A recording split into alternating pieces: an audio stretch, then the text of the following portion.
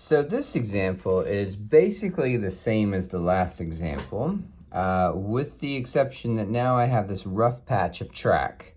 It's got a coefficient of kinetic friction mu k. It exists for a distance d, or the friction exists for a distance d along the track, and everywhere else the track is frictionless. So let's just ask the same questions as we did before. Number one, what is the speed of the cart at the bottom of the hill? Number two, we'll ask what is the speed of the cart, or not the cart, the crate after it leaves the rough patch. So I've got some sort of V here, some sort of V here. And again, how much does it compress the spring when it comes to rest? All right, so first things first, let's write down our conservation of energy equation. Work due to non-conservative forces plus equals kinetic final plus potential final. So for the first part, I'm going to look from the top down to this position 1. There's no friction in this section of the track. I'm ignoring air resistance. So it certainly looks like in this portion, the work due to non-conservative forces is 0. Then I'm going to go through the exact same process I did in the last example. I'm going to set my 0 point here, which means my final potential energy is 0. It starts from rest, which means my initial kinetic energy is 0. I'm going to get an mgh is equal to 1/2 mv final squared when I unpack the potential and the kinetic. We've seen this result before. Final velocity is root 2 gh. Exactly the same as the last video. Where it becomes different now is this section, right? So now I'm looking from between 1 and 2. I know the velocity at 1, that's what I got here. I'm curious the velocity at 2. Let's ask myself what I expect. I've got friction, which means I expect energy to leave the crate. Friction is going to represent work due to a non-conservative force. In this case, the work of friction is always negative. It's always going to take energy out. It dissipates it in the form of heat and sound and things like that. But I expect this thing to slow down. So let's see what happens. This was number 1.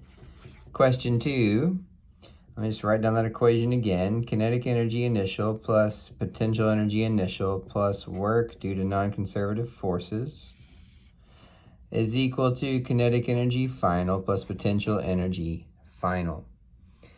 First, let me take care of the potential energies. I'm just moving along this horizontal section, which means I'm not changing height, which means there is no change in gravitational potential energy. I'm also looking at the system before it even hits the spring, so I haven't compressed the spring at all, which means there's no spring potential energy. So it certainly looks like in this section, my potential energies are both 0. Okay? So I can unpack the kinetic energy initial as 1/2 mv initial squared. And this will be 1/2 mv final squared. Before I write that down, let's talk about the work due to the non-conservative force. So if I remember what work is equal to the integral from a to b of f dot dr. We've seen many times by now that friction is always going to be collinear with the displacement. That's what friction does. It opposes the motion. So you can think of it a couple different ways. The cosine of the angle between them, the angle between these two is going to be 180 degrees. Displacement's to the right, friction's going to be to the left. Cosine of 180 is -1. So I'm going to get a -1 out of here. Because they're collinear, all of friction is acting in the same dimension as the displacement. So the dot product is just going to give me F dr, and then the negative sign. Now, furthermore, the friction force is constant, right? We know friction forces are constant. So I can pull it out of the integral, which means the only thing I'm integrating over is dr. The integral of dr is just r. That's just the path length, but I already know that. So it seems like in this situation, I don't actually have to explicitly evaluate the integral. I can evaluate this as the friction force times the displacement d, remembering that it's negative because the friction, any work done by friction is always negative. So let's determine the friction force. If I remember my free body diagrams here, of course there's going to be a friction force that way. But I know that the friction force is equal to mu k times the normal force. I can look at this. You can run through Newton's second law here if you need to. It's an equilibrium in the y direction, which is going to give you here the normal force is equal to mg. Now, of course, I'm down here on the horizontal surface. That's not the case over here. But down here, the normal force is just going to be equal to mg. I get mu k mg, right? So now what I can do is say this is the force times the displacement d gives me the work. I'm going to get minus, because the work done by friction is always negative, minus mu k mg times the displacement d. Here's the friction force, mu k mg. Here's the displacement d. That's the work done by non-conservative forces, is equal to 1/2 mv final squared. So I unpack the final kinetic energy, unpack the initial kinetic energy. Work is here. All right, what I'm solving for is v final. It looks like I can get rid of these 1/2 as long as I add a 2 there, multiply everything by 2, just to make it easier. I've got an m here, an m here, and an m here. We like that. So it looks like I can just take a square root here. V final is equal to the square root of V initial squared minus 2 mu k g times d. Whole thing is under a radical.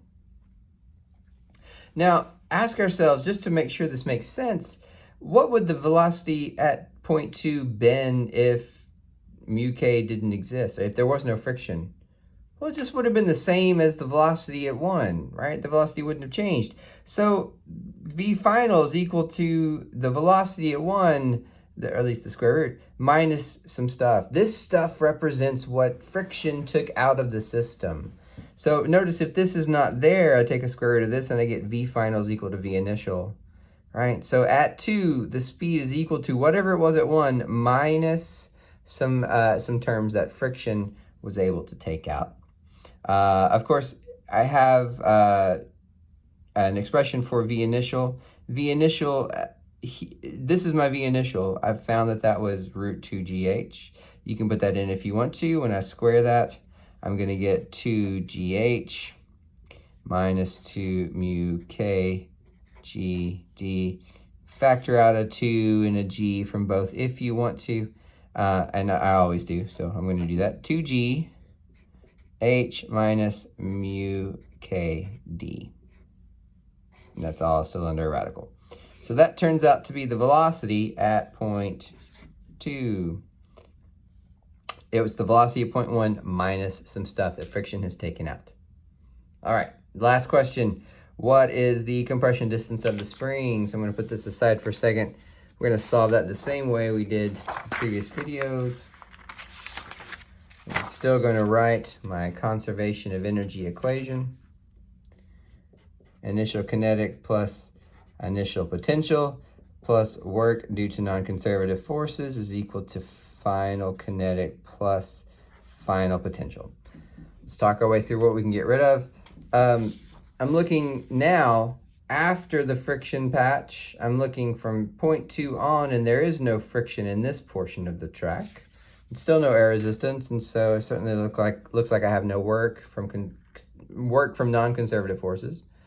At the beginning of this, right, I haven't touched the spring yet, so it seems like there's no spring potential energy. There's definitely kinetic energy, but it's going to come to a stop as the kinetic energy of the block bleeds into the potential energy of the spring. So the final kinetic energy is going to be 0. My initial potential was 0. And I have 1/2 mv squared is equal to 1/2 kx squared. I can't get rid of the m, right? But I can get rid of the 1/2. So it looks like x is going to be m over k times v. I took a square root of the v squared, right? This should be m over k v squared under the radical. I just took a square root of the v to get here. And I know what this v is, of course. This is the velocity that the block had coming into the spring, which I got here. So what I can now do is write that is equal to m over k square root times this 2g h minus mu k d. So again, this is very similar to the result I got for the system without friction. I had a 2gh. So this mu kd represents what is taken out of, in this case, it represents a shorter displacement for the spring. Over here, it represented a smaller velocity. Here, it represents a smaller displacement for the spring. The block is not going as fast, so it doesn't compress the spring as far.